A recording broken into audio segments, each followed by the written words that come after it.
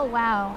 I think the library in my elementary school was probably the only place I felt comfortable other than the art room, and I would toggle between those two spots.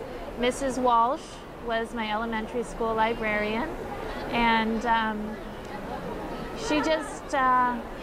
she made school far more interesting for me than any standard teacher could, because she really just let me go and explore.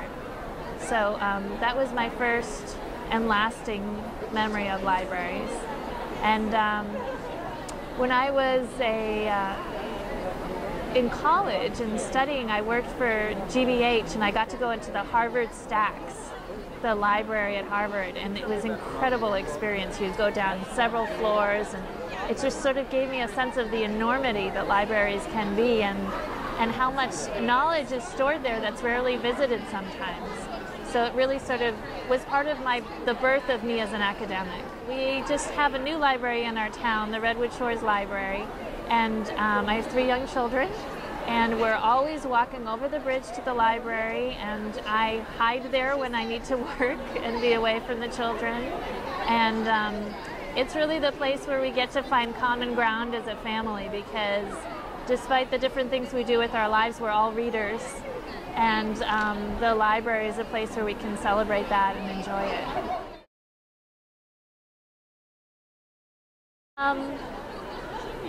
I think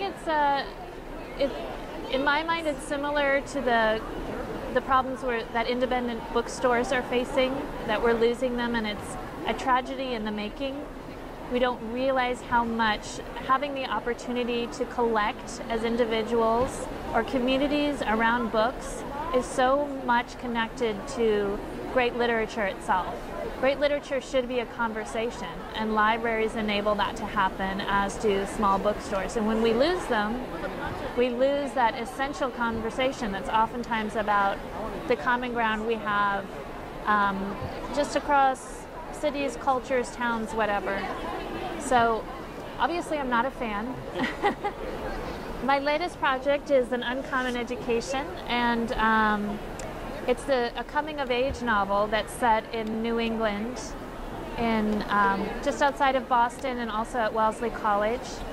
And it's sort of a love letter to women of my generation who inherited this great feminist opportunity that our mothers fought for so hard.